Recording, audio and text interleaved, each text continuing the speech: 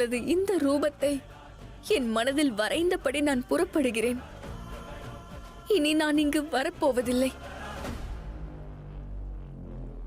நான் இன்று பின்வாங்குகிறேன். ஆனால் என் காதலின் தூய்மையில் எந்த குறையும் இருக்காது. அனுமதி தாருங்கள்.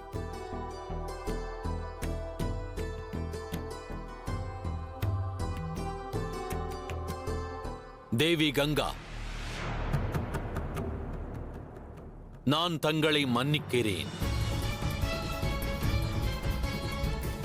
மேலும் பிரபஞ்சத்தில் உள்ள யாவரிடத்திலும் வேண்டிக் கேட்கிறேன், எவ்வகையிலும் தேவி கங்காவை குற்றம் என எண்ண வேண்டாம். அவர்களை களங்கப்படுத்த வேண்டாம்.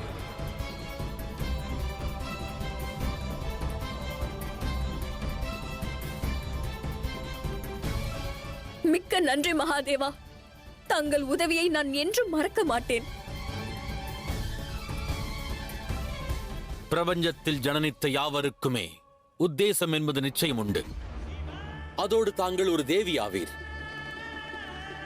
தாங்கள் தங்களின் கடமையை, தங்கள் உத்தேசத்தை புறக்கணித்திட இயலாது.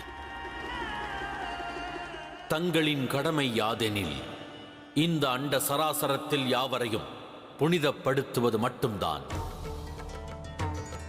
அதோடு மடிந்த ஆன்மாக்களுக்கு முக்தி வழங்கிடுவதும் தங்களின் உத்தேசம்.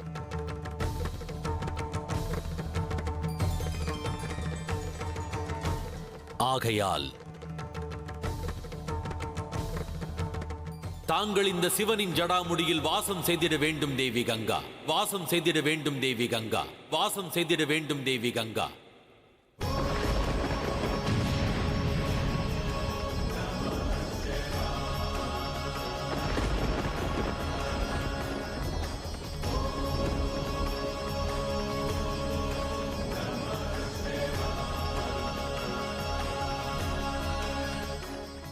வாருங்கள் தேவி கங்கா, சிவனின் ஜடாமுடியில் வாசம் செய்திடுங்கள். சிவனின் ஜடாமுடியில் வாசம் செய்திடுங்கள்.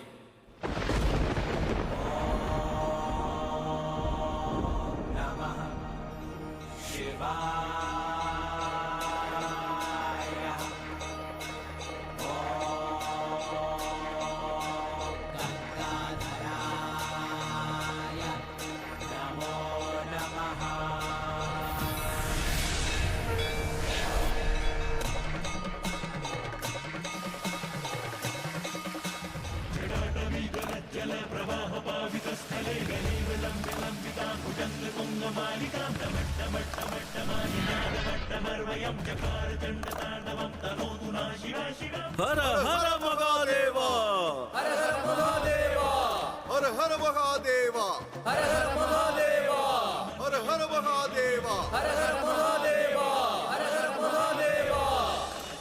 ललाट पट्ट पावके किशोर चंद्रशेखरे रति प्रतीक्षणं मम. ओम नमः शिवाय.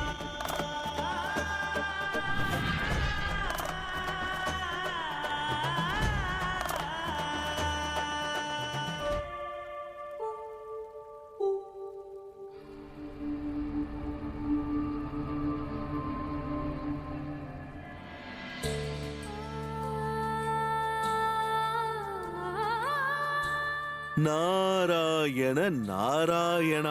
இறுதியில் அனைத்தும் நன்றாக முடிந்தது.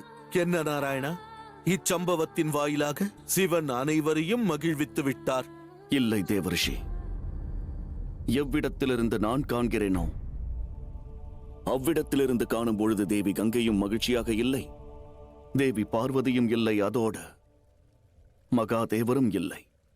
ஏதோ அசம்பாவிதம் நேரப்போகிறது.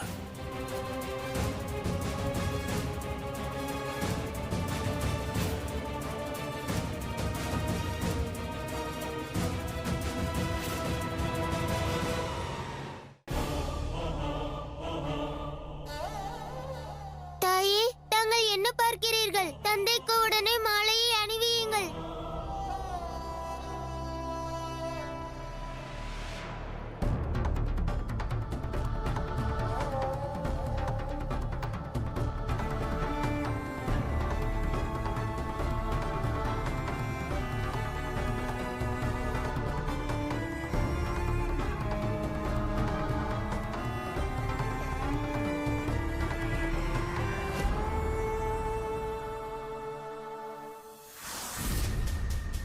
மனதை இணையாத பொழுது, எண்ணங்கள் இணையாத பொழுது, மாலையை அணிவிப்பதால் மட்டும் தகர்ந்த உறவு எவ்வாறு இணையும் மகாதேவா?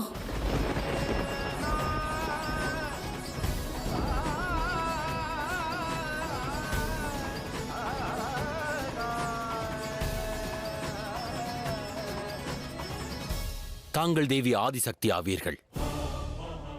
அதோடு இக்கணம் உறவை விட தேவி ஆதிசக்தியின் மனம் உடைந்துள்ளது. தாங்கள் கூறுவது சரிதான் மகாதேவா. அதற்கு காரணம் எனது அவமானம். தாங்கள் எனக்கிழைத்த அநியாயம், தாங்கள் எனக்கிழைத்த அநியாயம், தாங்கள் எனக்கிழைத்த அநியாயம்.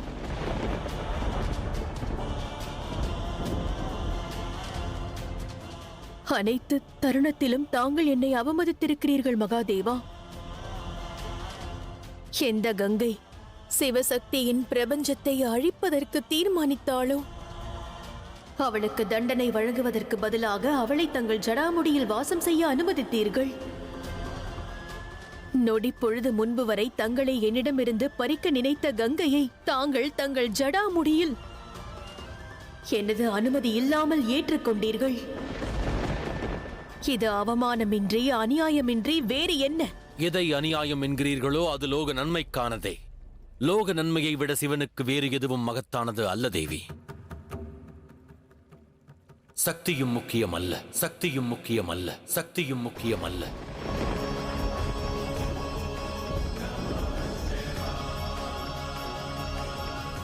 எனினும் இக்கணம் எடுத்துரைப்பதில் எந்தவித பலனும் இல்லை. ஏனென்றால் தங்களின் தனிப்பட்ட விரோதத்தை, குரோதத்தை தாங்கள் என்னிடம் வெளிப்படுத்த எண்ணுகிறீர்கள் தேவி பார்வதி.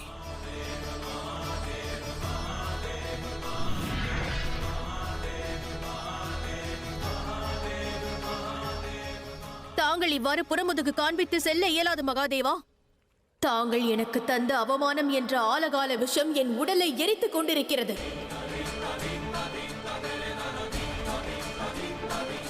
அதோடு தாங்கள் செய்யும் செயல் அனைத்தும் அந்த அக்னியில் நெய்யை ஊற்றுகிறது.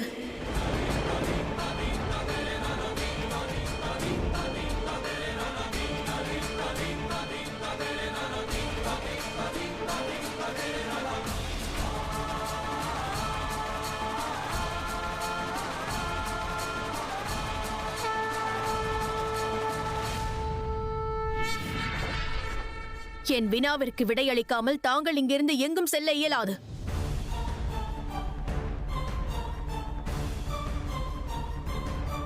மகாதேவரிடம் வேறு என்னதான் எதிர்பார்க்க இயலும்? மீண்டும் மீண்டும் அநியாயத்தை நியாயம் என்று தாங்கள் கூறுகிறீர்கள். அதற்கு தவம், தியாகம், தாண்டவம் என்று பெயர் சூட்டி தன்னலத்தை மட்டுமே வெளிப்படுத்துகிறீர்கள். நன்றாக உள்ளது. சிவனிடம் கங்கையும் இருக்கிறார்கள், தாங்களும் இருக்கிறீர்கள். ஆனால் தாங்கள் இவ்வாறு வினா எழுப்பி அமைதியாக இருப்பீர்கள். வாயை மூடு, வாயை மூடு, வாயை மூடு.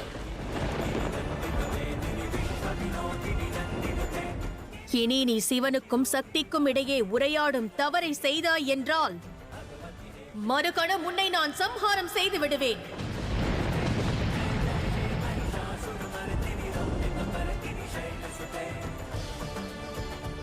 நிறுத்துங்கள் தேவி பார்வதி. பிராயச்சித்தம் செய்ய இயலாத காரியத்தை தாங்கள் என்றும் தயை கூர்ந்து செய்திட முயல வேண்டாம் தேவி பார்வதி. ஒன்றை மறவாதீர்கள், மன்சா எனது அம்சமாவாள்.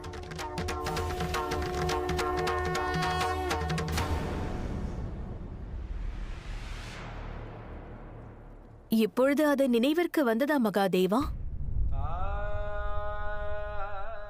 ஆனால் கணேசனும் தங்கள் அம்சம்தானே, கார்த்திகேயனும் தானே. அவர்களிடம் தாங்கள் எவ்வாறு நடந்து கொண்டீர்கள்? தாங்கள் ஒருமுறை என்னிடம் சிவனையும் சக்தியையும் பிரிப்பதற்கு எவரேனும் முயற்சி செய்தார்கள் எனில் அவர்களை சம்ஹாரம் செய்வேன் என்றீர்கள். அவ்வாறென்றால் மன்சா, அவள் தங்களிடமிருந்து என்னை பிரிக்க முயல்கிறாள். அவள் மீது எதற்கு இந்த கருணை மகாதேவா? அவள் மீது ஏன் இத்தனை அன்பு? ஏனென்றால் அவள் தங்களின் அம்சம் மட்டும்தான், எனது அம்சம் அவள் இல்லை என்பதாலா?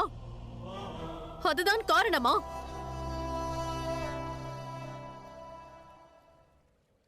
தாங்கள் கேட்கும் இந்த கேள்வியில் எவ்வித அர்த்தமும் இல்லை தேவி பார்வதி.